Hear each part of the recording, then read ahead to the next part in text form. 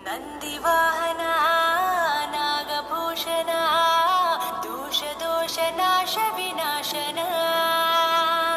సృష్టికారణ నష్టహారణ తమోరజో సత్వగుణ విమోచన మాఘమాసమున కృష్ణపక్షమున చతుర్దశి నడి జామురాతిరిన మహాలింగమే ఉద్భవించెనట బ్రహ్మ విష్ణువుల అహం అనిగెనట సృష్టికి మూలం నీవని తెలిసి సాగిలబడి నీ మహిమకు మొక్కే అదే మహాశివరాత్రి వెలిసినట అరే ఓ జంగమా విభూతి లింగమా పక్కన పార్వతమ్మ